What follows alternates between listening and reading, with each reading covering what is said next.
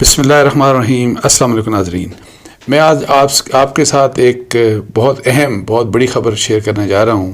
اور اس خبر کا تعلق مئی 9 سے ہے۔ اس کا تعلق ان 103 افراد کے ساتھ ہے، سویلینز کے ساتھ، جن کے ملٹری ٹرائل کا فیصلہ ہوا، اور جس کا بیک گراؤنڈ سارا میں تھوڑا سا وہ آپ کو ایکسپلین بھی کروں گا کہ سپریم کورٹ میں پہلے کیا فیصلہ ہوا کہ جی جو ملٹری ٹرائلز ہیں جو ان سویلینز کے، ان کو اللیگل قرار دے دیا گیا۔ پھر بعد میں سپریم کورٹ کا ایک نیا بینچ بنا، اور اس میں دوبارہ سے جو اپیل سنی گئی، تو ان اپیلز کے جو کنسیکوینس میں ملٹری جو کورٹس کا ٹرائل ہے وہ ریزیوم ہو گیا، اور وہ ریزیوم ہونے کے ساتھ ساتھ اس میں ایک کنڈیشن لگا دی گئی کہ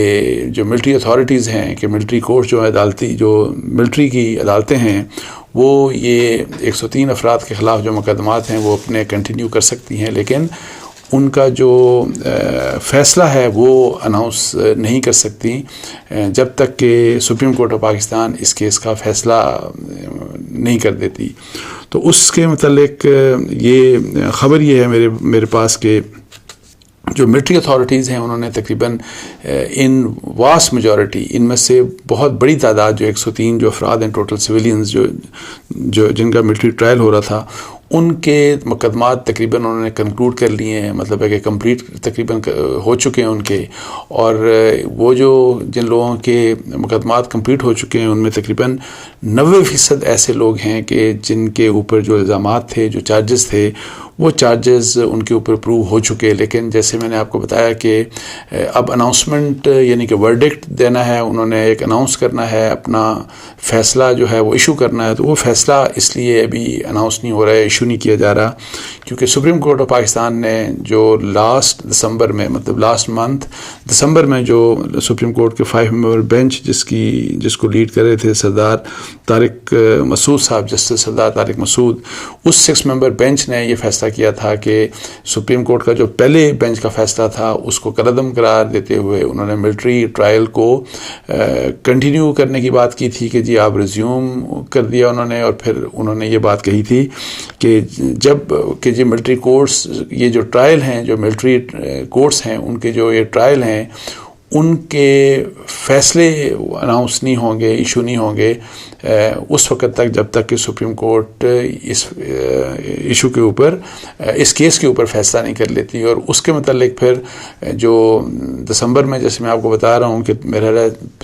15 یا 16 یا 14 دسمبر کو یہ ہیئرنگ ہوئی تھی سپریم کورٹ کے اس بینچ کی، تو اس وقت جب یہ ورڈکٹ دیا گیا تو اس وقت یہ کہا گیا تھا کہ جی جنوری کے تیسرے ہفتے میں اس کیس کو اب سنا جائے گا۔ تو اب یہ ایکسپیکٹڈ ہے کہ آئندہ 8-10 دن میں ہو سکتا ہے کہ یہ case supreme Court of Pakistan میں دوبارہ ٹیک اپ کیا جائے، اور پھر وہاں پہ دیکھنا یہ ہے کہ حکومت کیا انفارمیشن دیتی ہے، اور پاسبلی جو مجھے لگتا ہے کہ جی شاید یہ جو انفارمیشن ہے، کیونکہ حکومتی ذرائع سے ہی مجھے یہ ہوا ہے کہ حکومت کے پاس یہ اطلاعات ہیں کہ ملٹری اتھارٹیز نے in most of the cases, vast majority جو کیسز ہیں ان میں ان سویلینز کا ٹرائل مکمل کر لیا ہے۔ اچھا، اب یہ ہے کہ جی اب اس کے اوپر ظاہر ہے یہ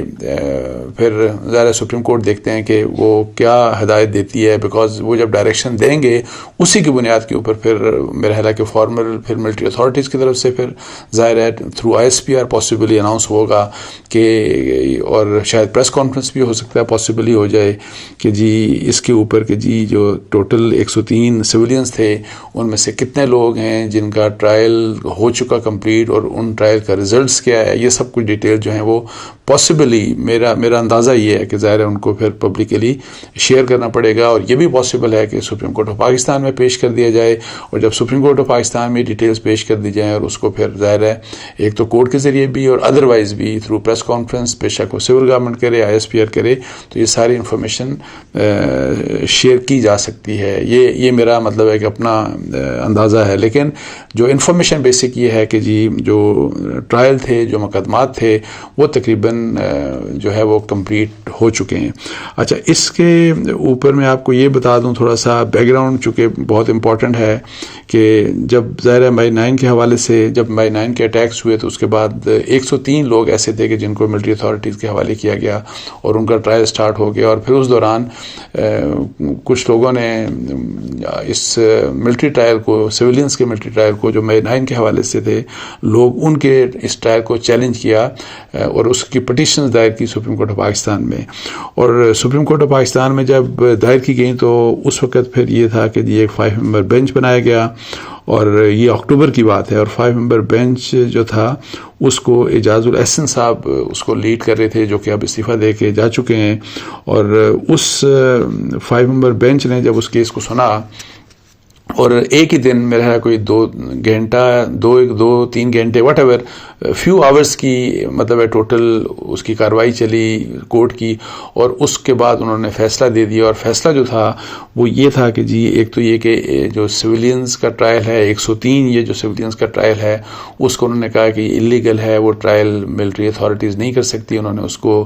روک دیا اور کہا کہ یہ انلیگل ہے, ان لافل ہے. اور انہوں نے فیصلے میں یہ کہا کہ ان 103 سویلینز جو ہیں ان کو ملٹری اتھارٹیز جو ہیں وہ سویلین اتھارٹیز کے حوالے کر دیں. اور اس کے ساتھ ساتھ جو ایک اور فیصلے کا جو دوسرا اسپیکٹ تھا کہ آرمی ایکٹ کی وہ پروویژنز جو کہ پچھلے کوئی 50-60 سال سے آرمی ایکٹ کا حصہ ہیں اور جس کی بنیاد کے اوپر ملٹری ٹرائلز ہوتے ہیں مختلف لوگوں کے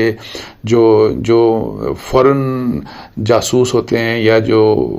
جاسوس ہوں یا جو ٹیررسٹ ہوں اور جن کا تعلق جن کا جو ملٹری اتھارٹیز یا ملٹری انسٹالیشنز کے اوپر جو ٹیررزم کرتے ہوں یا جس طرح میں کہہ رہا ہوں کہ فورن ٹیررسٹ ہوں جس طرح کلبھوشن کا مطلب کیس تھا. سو مختلف جو سویلینز بے شک وہ پاکستانی ہیں یا وہ غیر ملکی ہوں اور جن کا جو ٹارگٹ کرتے رہے ہیں ہمارے سیکیورٹی ملٹری انسٹالیشنز کو یا فوج سے متعلق جو سیکرٹ چیزیں ہیں اس کے فرض کریں کہ جاسوسی میں انوالو ہوں تو ان سب کے کیسز سے ریلیٹڈ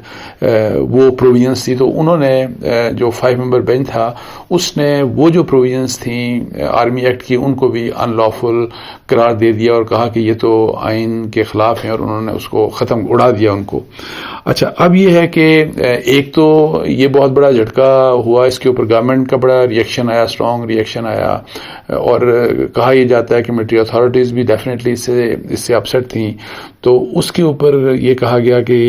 یہ کیا ہوا کہ ایک تو آپ نے 103 یہ جو مئی 9 کے لوگ تھے جن کو ساری دنیا نے ٹیلی ویژن چینلز کے اوپر دیکھا, جن کی ویڈیوز آڈیوز اور بہت قسم کے شواہد جن کے سب کے سامنے تھے کہ انہوں نے اٹیکس کیے کس طریقے سے.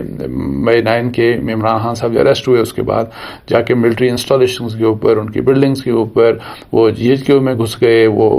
کور کمانڈر ہاؤس جناح ہاؤس لاہور میں گھس گئے اور اس طرح کی ملٹری کی بہت سی بلڈنگز میں ISI کی بلڈنگز میں گھس گئے, ملٹری ہاسپٹلز میں گھس گئے. وہاں پہ انہوں نے بہت مطلب ہے کہ توڑ پھوڑ کی اور چیزوں کو آگ لگائے, نقصان پہنچایا, سب کچھ ہوا. اس سب کے باوجود کہ جی یہ جو ہے یہ اس کے باوجود کہ انہوں نے ملٹری کی انسٹالیشنز کے اوپر حملہ کیا تو یہ کہ جی وہ پھر بھی ملٹری اتھارٹیز ان کا ٹرائل نہیں کر سکتی. اچھا اب یہ ہے کہ جی اس کو کہا گیا کہ ظاہر ہے کہ یہ فنڈامنٹل رائٹس کے اگینسٹ ہے. سو اس لحاظ سے ایک تو یہ غصہ تھا یا یہ ایک آبجیکشن تھا, ریزرویشن تھی کہ کس قسم کا فیصلہ ہو گیا. پھر دوسرا اس میں جیسے میں کہہ رہا تھا کہ آرمی ایکٹ کی کوئی 40-50 سال پرانی بلکہ 50-60 سال پرانی پروویژنس کو اڑا دیا گیا جن کا مقصد مطلب ہے کہ یہ تھا کہ جس قسم کا میں نے نام بھی لیا کہ کلبھوشن انڈین کا جو جاسوس ٹیررسٹ پکڑا گیا پاکستان میں اور جس کا ٹرائل ہوا اس کا آرمی ایکٹ کے تحت ہی ٹرائل ہوا تھا. اب چونکہ وہ پروویژنس اڑ گئی تو اب اگر نیا ایک کلبھوشن آتا ہے اور وہ اس قسم کی کام کرتا ہے یا کوئی فورن یا کوئی انٹرنل ہی ٹیررسٹ کوئی ملٹری کے اوپر اٹیک کرتا کرتا ہے یا جاسوسی کرتا ہے ملٹری سے ریلیٹڈ، اس کا ٹرائل ملٹری اتھارٹیز میں نہیں ہو سکتا تھا ان پروویژنس کے. جب وہ پروویژنس کو اڑا دیا گیا، ان کو اسٹرائک ڈاؤن کر دیا گیا، تو یہ ایک اس کے اوپر اب ہیومن رائٹس اور میڈیا اور مختلف پولیٹیکل پارٹیز نے، بہت سے لوگوں نے اس کو ایک طرف کہا کہ جی بہت اچھا فیصلہ تھا سپریم کورٹ کا، لیکن دوسری طرف فیڈرل گورنمنٹ اور پروونشل گورنمنٹس ایکسیپٹ سندھ، تین صوبائی حکومتوں نے، ماں سوائے سندھ کی گورنمنٹ نے، ان سب نے اس کے خلاف اپیلز کی، اس کو چیلنج کیا سپریم کورٹ آف پاکستان میں کہ یہ فیصلہ غلط ہوا، اس کو ریویو کیا جائے. اور اس کے علاوہ کچھ اور بھی لوگ تھے ایسے، فرض کریں کہ جو افواج سے تعلق یا سیکیورٹی ایجنسی سے جن کا تعلق ہے، اور جو شہید ہوئے، تو ان کی فیملیز نے بھی ڈیمانڈ کیا کہ یہ فیصلہ تو بہت غلط ہوا. اور لیکن اس کی بیس کے اوپر سپریم کورٹ آف پاکستان نے پھر وہ جو ریویو جو تھا، اس جو اکتوبر کا اعجاز الاحسن صاحب کے 5 ممبر بینچ کا جو فیصلہ تھا، اس کے اگینسٹ جو ریویو تھا اس کو ٹیک اپ کیا.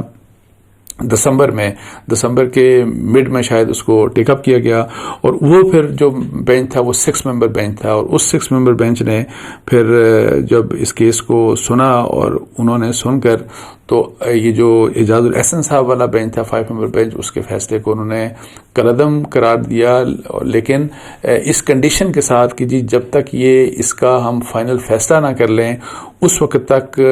ملٹری کی جو